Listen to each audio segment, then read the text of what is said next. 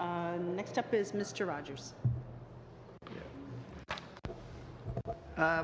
Just a couple of questions, because many of the questions that I was going to ask have already been, I won't repeat those. But I was looking at the section in your presentation on page 10 where you talked about greenhouse gas emissions have yet to go down.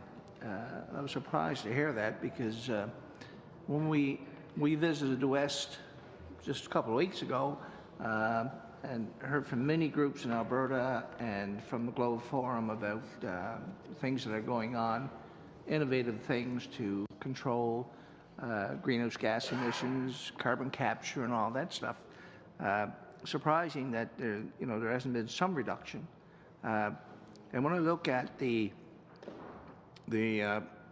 comments, of course, about climate change, I think that's pretty obvious across the country. All the issues we've had in different parts of the country with floods and fires and all that stuff.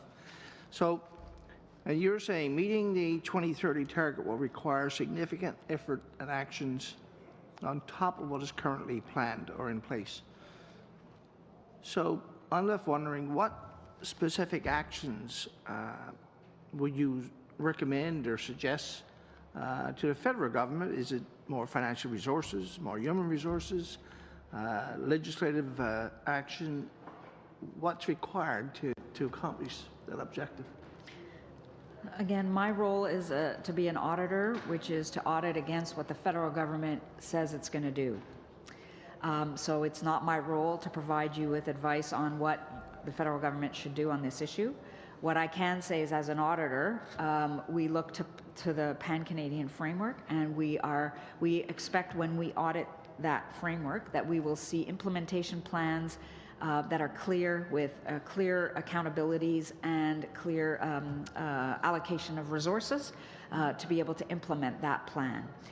It is also clear from the information from the federal government that there still is a gap, and I understand that the government has a series of other activities that were not included in the Pan-Canadian framework that they indicate will contribute, things like transit and all the other investments, but we haven't seen that we haven't audited that, and so when I come back in 2020 or 2021 and we've audited the beginnings of the Pan-Canadian framework, we'll be able to give you more information.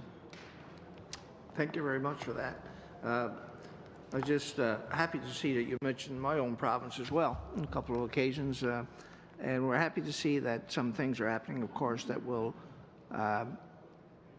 get us to the targets that we want to get to by 2020 or 2030. I realize that the targets are not being met from your perspective at this point. So that's why I was asking the question: is what specifically we need to do, I guess, as parliamentarians, legislators, and governments, federal, provincial, to get us to that level. So one of the things that you can do, that is something that this committee can do, and I know it does already, we have a section called Moving Forward, and it's a series of questions that all legislators can ask of their government. So it's on page 25 and 26. These are questions that you can ask your government officials, and you can keep asking them these. You can ask for their action plans and keep asking them these questions. That is why we put these questions in there, was to provide you with some tools to hold your governments to account. Perfect. Now we're getting somewhere.